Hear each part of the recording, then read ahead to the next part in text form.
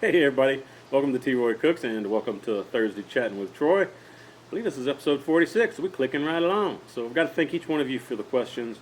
Really do appreciate it. Couldn't do this without all of you. Thanks for joining us and thank you very much for the support. If this is your first time here, this is where I answer viewer questions. If you've got a question for me, just ask it down in the comments section down below. If I mention any YouTube channels that you want to maybe check out, and I hope you would, or if I mention any products that you may be interested in, or if you're trying to contact me, I got my social media and all that stuff down in the description box. Also, the questions that are being asked in this episode and where at in the episode that they're asked, that is also listed in the description box. How do you get there, you ask? You just click show more right beneath the video. Open that description box, a lot of good information in there. Cheers to everyone out there. See what I got on my list today. First question's from Jason Davies. How you doing, Jason? Says, hey T-Roy, love your work, man. Thank you for doing what you do. I particularly enjoyed your recent collaboration with Baby Back Maniac. Some great videos. Yeah, Justin had a good time, and I enjoyed having him over here. We're gonna hook up again soon, man. We do enjoy each other's company. We had a lot of fun together, so y'all go check him out. Baby Back Maniac, links down below. He says, let's see, Jason says, I'd like to ask a question if I may. Hit me with your best shot. Let's go. He says, have you done any rotisserie cooking? He says, I have a Weber attachment for my kettle and I love it. But I'm always open to inspiration and would love to know if you've played with this. If you haven't, let me see. He says, I haven't seen any on your videos I've checked out to date. Peace and love and barbecue, brother. Yeah, thanks, Jason. I have recently got, probably a month and a half, 2 months ago maybe, I got a rotisserie ring for both my Weber Smokey Mountain and my Weber kettle because I have the 22 and a half inch model of both of those. So one ring will fit both. And I got my rotisserie ring from CajunBandit.com. Really high quality stainless steel products, folks. Y'all go check them out. I love it. I've done several cooks. I probably have done them after you asked this question though. So just go back, and you probably have already seen them, but if you haven't, just go back and check some of my more recent videos, or just right beneath when you when you click on T-Roy Cooks, my name, it'll take you to my home page. Beneath that main channel banner, you'll see a magnifying glass. If you click on that, you got videos, playlists, comments, and then a little magnifying glass. Click that, it'll open a box, and then you can type in a search word or search phrase like brisket or rotisserie, and it'll show any videos on my own channel that have that. It's not searching all of YouTube, it's just searching my channel from that particular search box. So hope that helps, and yeah, man, I love the rotisserie. It's fine eating there, man. Good stuff. Had a frog in my throat, y'all. Pardon me. Next question is from Smokin Sportsters. Troy, keep up the great videos. Thanks, man. Have you considered purchasing a large amount of meat from Loblaw when they have their free shipping specials and then freezing the meat? He says, I have and have not been able to tell that the meat has been frozen. Was wondering if, in your opinion, this is bad practice for such a high quality piece of meat. Thanks, cheers, and keep up the great work. There's nothing wrong with it. That's a great way to get some meat, and you don't have to pay the shipping, or it's highly discounted. So if it works for you, go for it, man. I'm not a fan of frozen meat. I mean, and I'm saying frozen before it's been cooked. I've tasted it, and I think I can tell the difference if it's a blind taste test with a frozen steak and then a real unfrozen steak in front of me after it's been cooked. I believe the water molecules in the fibers of the meat burst when they freeze. They burst those fibers in the meat. So I think it gives it a little bit slightly different texture and flavor, but I just may be making up stuff in my head. I don't really know. I just like fresh meat. But that's one of the reasons I really love Loblaws, is because they do not freeze their meat. Once you get it home, they tell you if you're not going to use it in a 7-day period from the time you receive it, to go ahead and freeze it. So there you go. It's better than wasting meat. I'm glad you're trying Lobel's though, man. It don't get much better than that. Appreciate the question. Next question is from Jeff Edinger. How you doing, Jeff? Thanks, man. Appreciate the support, buddy. This is T-Roy. When doing the minion method, is there any concern with having unlit charcoal in the smoker at the same time as the food you're cooking? I've always read that you want charcoal to be ashed over before cooking with it. But with the minion method, you can't do that, obviously. Is there any particular type of charcoal I should be using for that method that is safe? I could be mistaken, but I thought the reason for having it ash over had something to do with the chemicals they use while making the charcoal. Thanks for any help here. We discussed this recently. Someone was talking about the soot or the acid type flavor, I guess, that maybe was put in the meat. But yeah, the best thing to do is to make sure your coals are ashed over. But when you're using the minion method, and I think somebody also left a comment on that Thursday chat where we were discussing this, if I remember right, they were saying that you are using lit charcoal in the minion method, and that lit charcoal doesn't immediately ignite the charcoal that's next to it. It slowly makes it come on fire. Slowly lights it. So you don't really get that same overwhelming white billowy smoke from the charcoal briquettes that you would if you put it in a chimney and lit it that way.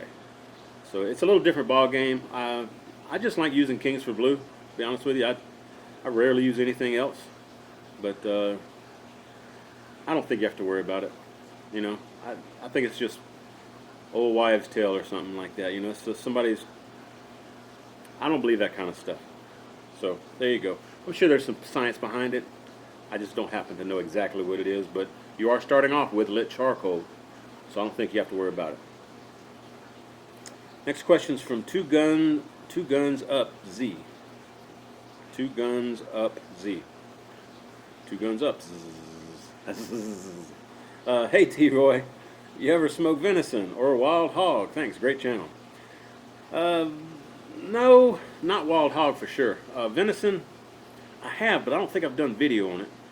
But one of my good friends and subscribers lives up around Dallas area, came down to visit, Jeremy, and he brought me some backstraps. So we're going to check that out here before long. It's sitting in my freezer. I just need to get it thawed out and do a video on it. So we'll be doing that soon. Appreciate the question. Thanks for the support. Next one's from, let's see, Gibbud, or G-Bud, Gibbud, all together. He says, love the Thursday Q&A chat. Thanks, man. Appreciate it.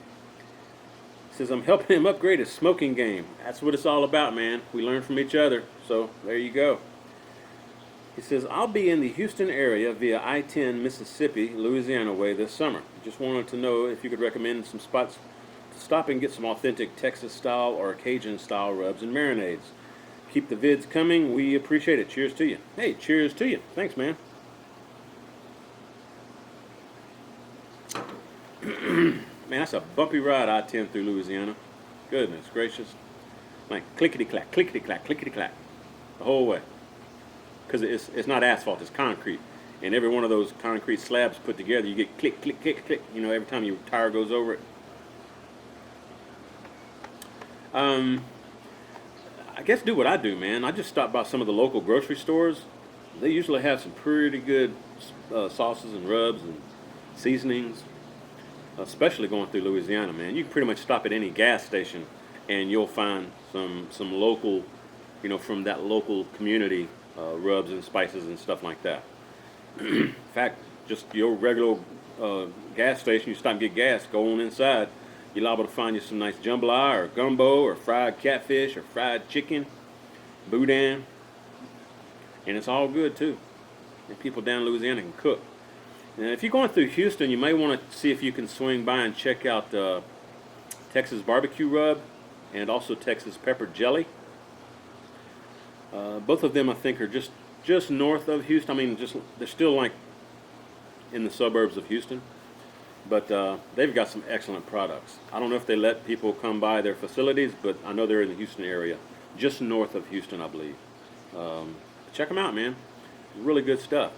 And pretty much anywhere in Louisiana, as long as you're going along I-10, I will say though that from Lafayette going west towards Lake Charles, all through that area, and then south of I-10 through that area. That's Acadiana pretty much, and that's where the real heart of Cajun country is. So if you want to just get off I-10 and hit some of those back roads, south of I-10 and west of Lafayette, go for it, man. You'll find some great food, excellent food, and really nice people too. Check it out, man. Just watch out for them gators. Have a safe trip, my friend. Let's see. 426 Super B. What's up, my man? Says, my question is, ever ate reverse searing steak? I've eaten reverse seared steak. Not reverse searing. I love reverse seared steak. That's the way I mainly do cook my steaks. But I do like my steaks thick. You know, 1 3/4 to 2 inches thick usually. And the best way to cook those thicker steaks is to do a reverse sear. So yes, definitely. I use it all the time. Next question is from William Webkey. He says, hey T-Roy, cheers my man, Bill Webkey from Long Island. Not exactly the hotbed of smoking.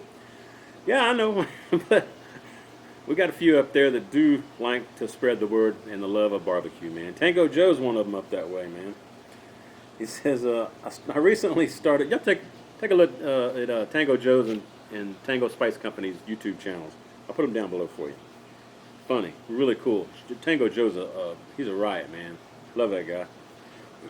Anyway, Bill says, I've been using a cheap smoker for the last few years, and now it's come time to move up with my big boys, or with the big boys. I'm waiting on my Cheyenne. Hey, welcome to the Yoder family, man. Cheers to you. You're gonna love that Cheyenne, man. Bill says, it will be the first time I will be cooking with wood. You always talk about the importance of clean fire. Do I need to rely more on the amount of fuel for the temperature control as opposed to the partially closing the dampers? Will partially closing the dampers affect the quality of the wood burn? Thanks, buddy. Love the videos. Keep up the great work. Yeah, definitely closing down starving the wood of oxygen is going to give you that white billowing smoke, which you do not want. So mainly to control temp, you do that by how much wood you have in the firebox. Like me, I may start off, it'd probably take me 2 or 3 logs or sticks to get a nice bed going. You want a nice cold bed going, and from that point on, you get your pit up to temp, and then you're just adding a stick or a quarter log or so about every 45 minutes to an hour to maintain that temp.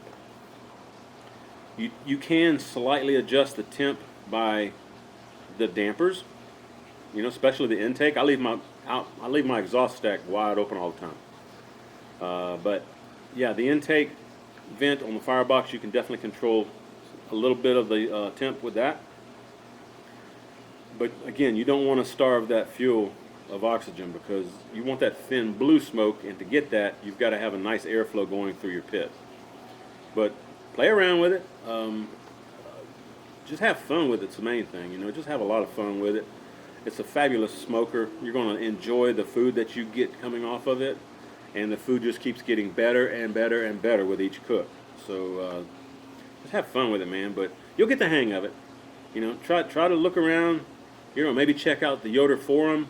They've got a lot of great information there, along with some videos there that may be of some help to you since this is your first time using wood.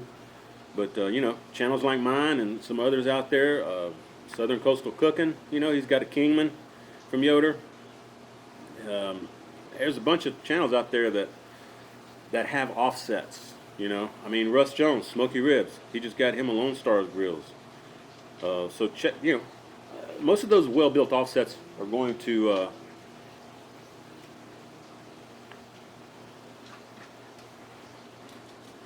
got a squirrel or a dog or something back here. Anyway, most of those well-built offset smokers are going to act pretty much the same. They may be just slightly different sizes and stuff, but they're all going to work and function pretty much the same.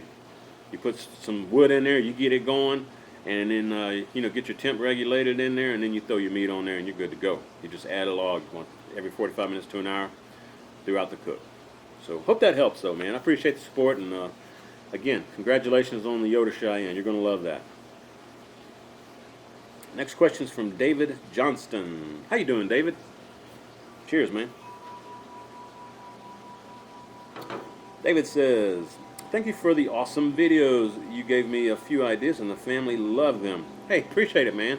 I love inspiring people to cook and make themselves better cooks, so you're welcome. You're welcome. I appreciate the support. It says 2 questions. Number 1, have you ever done a video and the food did not come out right, so you deleted the video? No, I haven't done that. I have cooked one meal. It was a request from another subscriber. It was chicken fritters, and at the end of the video I flat out told you I did not like that recipe, but it was a recipe that she found like on Facebook or something and asked me if I would do it and see how it tasted. You know, I just did not like it. I mean, it was bland as all get out. Didn't have any flavor whatsoever. So, you know, I probably could have deleted that video, but I promised her that I would make it and show it, so that's why I left it up there. But not squirrel. Anyway, I haven't had to delete any videos because I didn't like the content. So there you go. Appreciate the question though. Next question is from Mike Ruiz Esparza. Hi, Broach. Congrats on your channel. Keep up the great work responsibly. You know it. Thanks, man. Mike says, I'd like to know what you think about the Smokenator for the Weber Kettle. All the best from Tulsa, Oklahoma. Smokenators work great. The only thing that I haven't really had one to play with, but from what I've seen, they don't hold a whole lot of charcoal briquettes, and then the area where you put your wood in is the same area where the briquettes go, you know. But again, it's real confined, and also the little pan where you put water. Man, it's like you probably have to add water like every hour to that thing at least, man, because it's a little small pan. A better bet instead of the Smokenator, get you a slow and sear, folks. I'll put a link for that down below, and it's my affiliate link. I usually don't put that in my comments, but if you're interested in something that really works wonderfully, get you a slow and sear. Yeah, get a slow and sear, folks, from Adrenaline Barbecue. Great product, great product.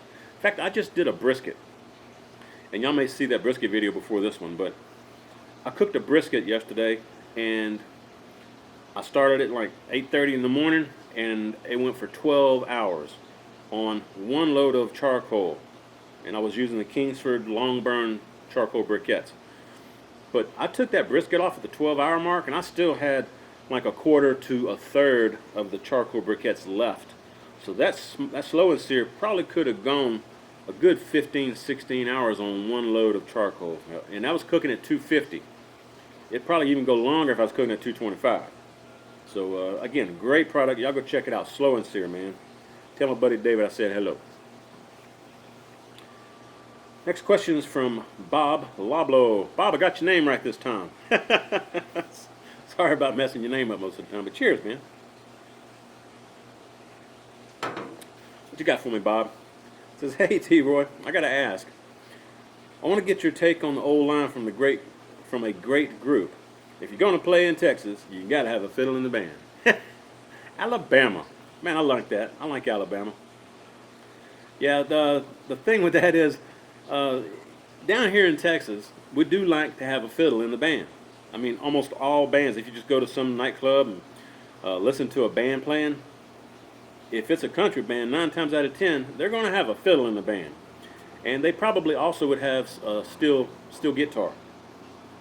So they sound nice, man. They really do. Yep, got to have a fiddle in the band. Thanks, Bob. Next question is Chris Shannon. Hey, Troy, new subscriber here and enjoy the content you provide. Hey, Chris, welcome, man. Appreciate the support. Thanks for the question. What you got, man? He says, have you ever used Omaha steaks? Yeah, I used them once, and that was enough for me to say I don't want these again. I just didn't care for them. I really hadn't. Plus, I like thicker steaks, and they're thin. You know, last time I ordered them anyway, they were thin steaks, and you couldn't order a thicker steak. So I was I was kind of depressed about that too. Plus, they're frozen. You know, I don't like my meat frozen, as I mentioned earlier. Another reason I love Loblaws. You know, they give you different size options when you're buying a steak. You can get anything from a, you know, an 8-ounce filet all the way up to like a 36-ounce porterhouse, or even bigger if you really want. But great stuff, and they never freeze their meat. So Omaha steaks, once you've had Loblaws, man, there's no comparison. Okay, Chris also says, I'm saving up for a Lone Star pit. How do you think that would stack up against other offset smokers? Thanks, and keep the great videos coming. Godspeed and cheers. Hey, cheers, Chris. Thanks, man. Appreciate it. Lone Star pit will work fine. Works great. I'd say go for it, man. It's built right here in Texas, so it's going to be good. I think you'll enjoy it. Just make sure you get what you want on it. You know, all the different options and stuff. Make sure you get what you want on it when you order it. That way you don't have to worry about trying to modify it or manufacture anything to go on it yourself later. So let them do all that when they're building it. But good times, man. Good times are happening when you get you an offset. Congrats. Next question is from Badger Black. Hey, Troy, love the videos. Thank you very much. It says, I like oysters au naturel, but would be curious to see how they turn out in a smoker. Have you ever tried smoking them yourself? I've only got one of the smaller Weber kettles myself. I've never smoked oysters.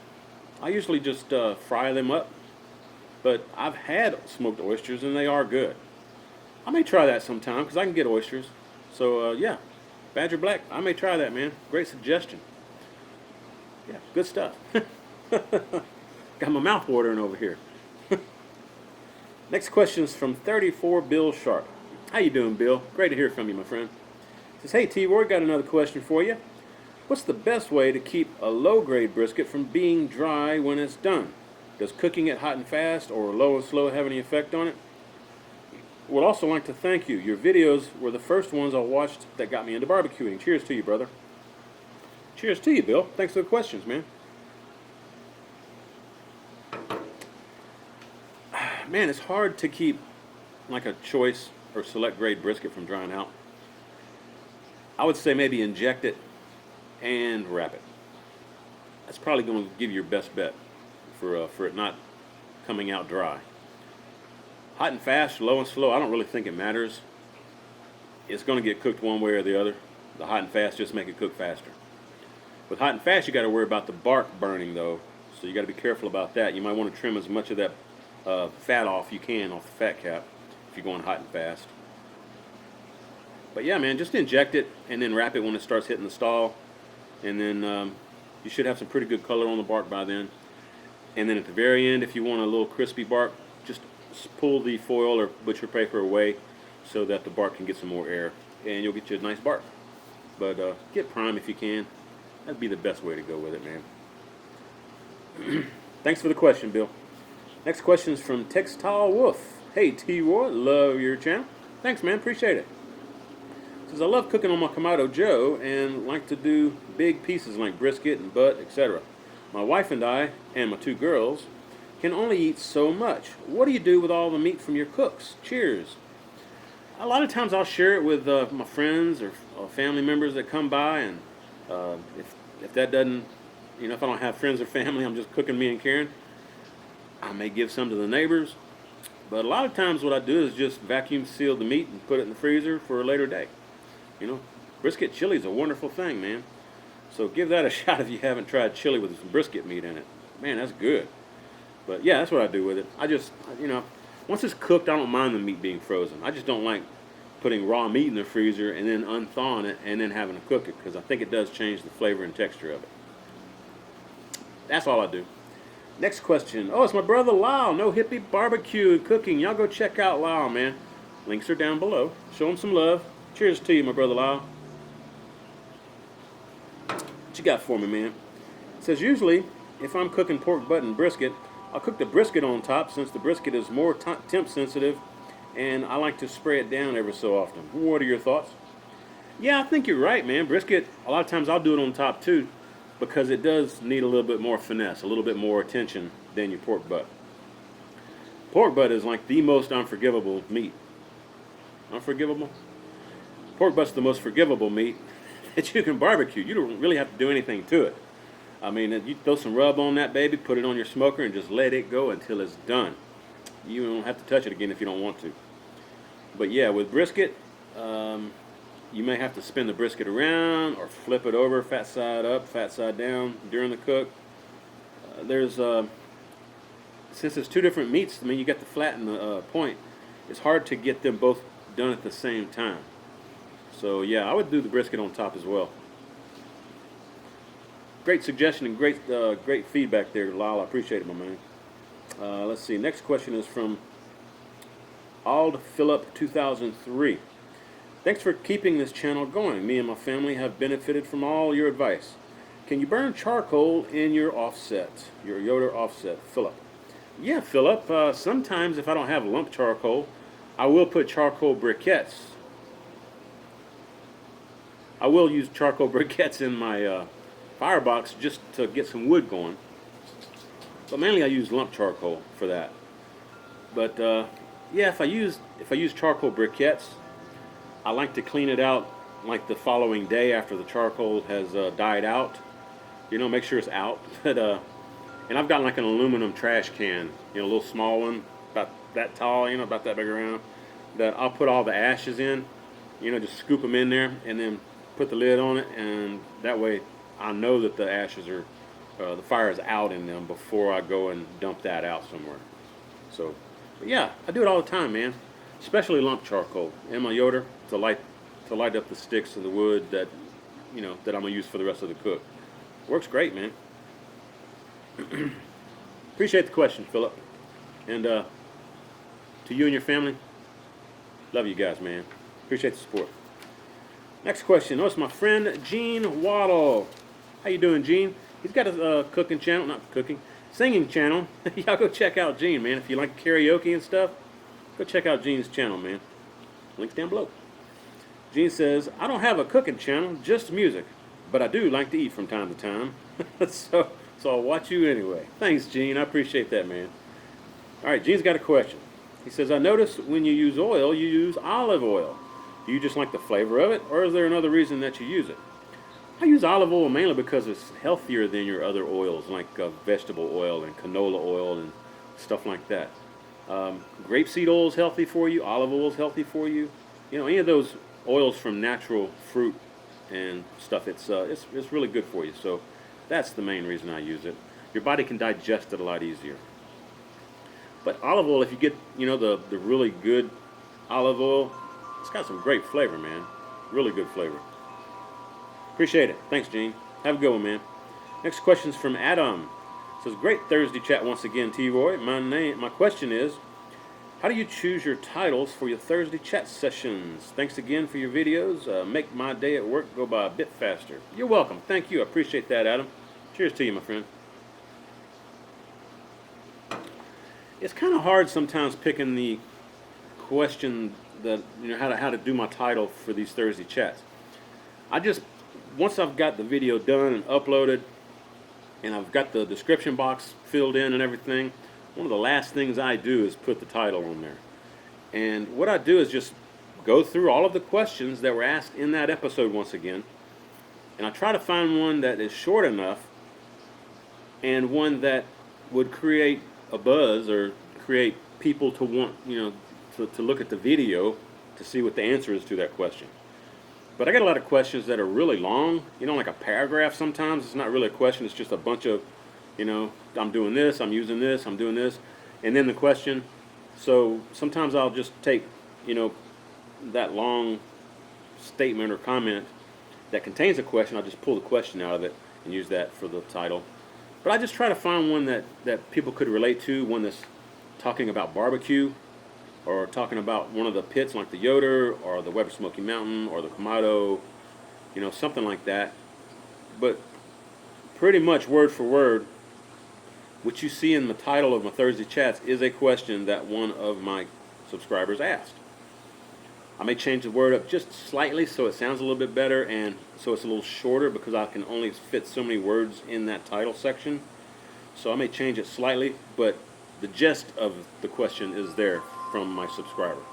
So I got to thank all you guys again, and gals, for supporting me with that. I really do appreciate it very, very much. Couldn't do this without you folks. So, and again, we're learning. We're a community. If I mention something that may be a little inaccurate, which, you know, I'm not perfect, and you know that something is inaccurate and you have some better advice or some better feedback about it, go ahead and put it in the comments section and just put a plus sign and then the person's name and then your comment or your feedback. And that will send that person notification letting them know that you put a comment out there for them to look at or some feedback. So appreciate all the support and the help from each of you that do chime in with your feedback and your comments. It helps the rest of us. It helps me, and it helps those that were asking the question. So there you go. Next question is from Stuart Howard. How you doing, Stu?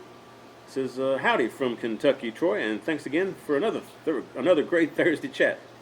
I really look forward to every episode as well as your cooking videos. Hey, thanks, man. Yeah, and if you're here just watching these Thursday chats, I do every Tuesday a cooking video. So y'all go check it out.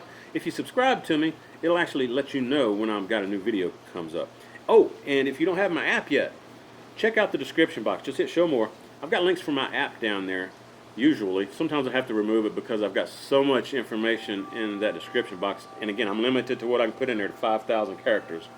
So sometimes I have to remove it. But usually, in these Thursday chats and also on my cooking videos, I've got my links to my iTunes and my Android app called Troy Cooks. Y'all go check it out. It's free. Check it out, man. And I send notifications letting you know I've got videos to that app.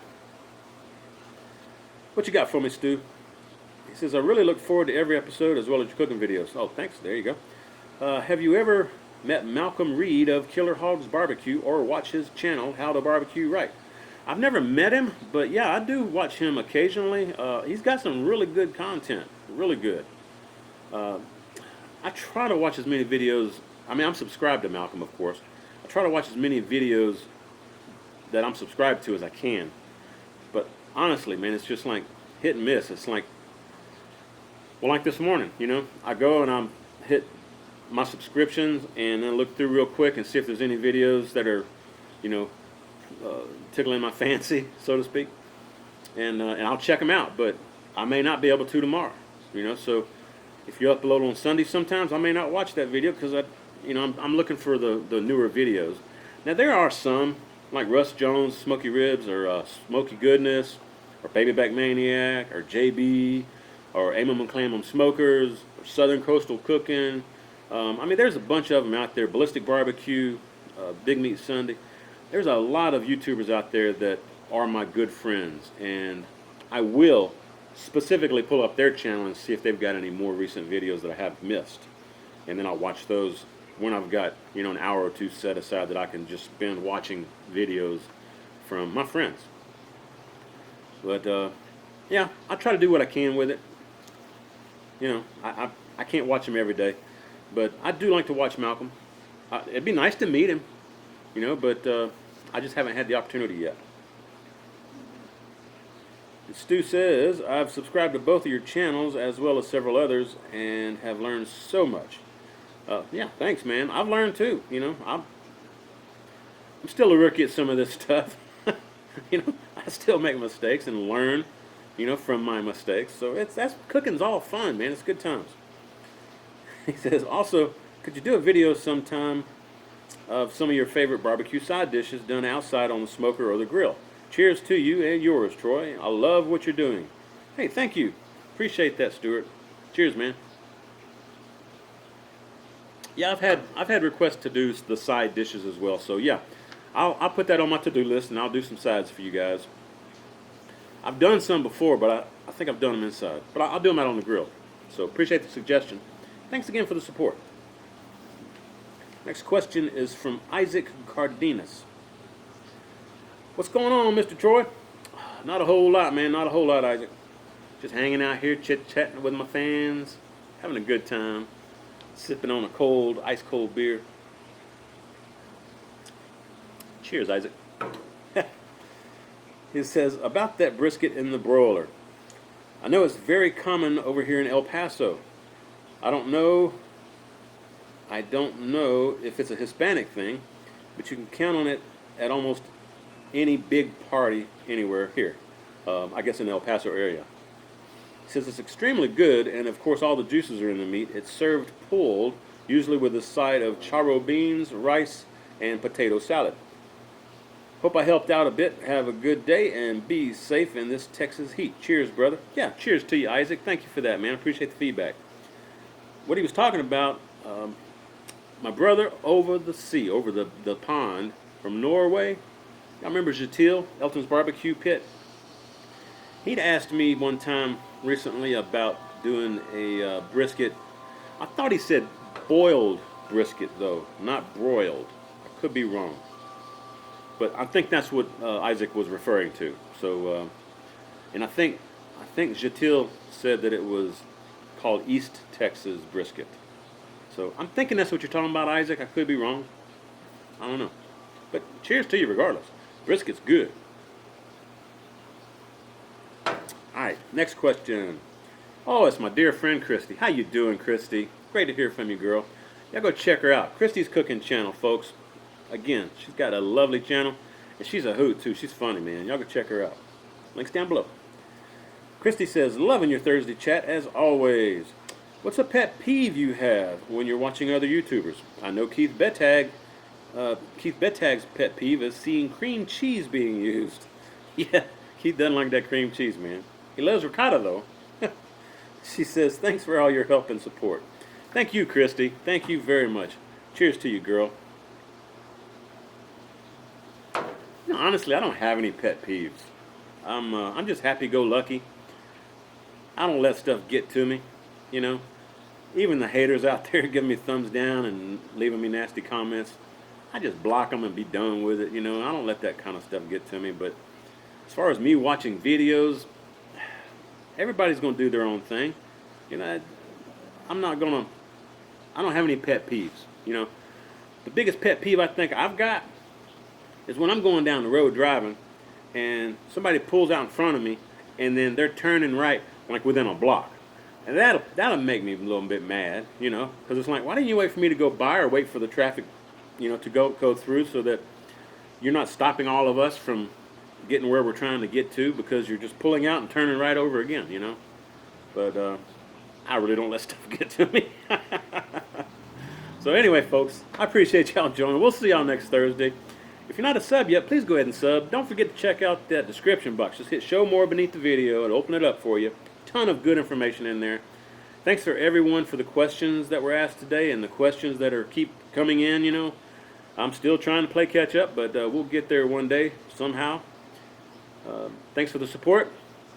Cheers to everyone out there. It's hot out here. If y'all like this though, y'all give me some thumbs up. We'll see y'all next Thursday. I hope you share the video. And when you do, please tell all your friends that T. Roy cooks responsibly. Cheers, everybody.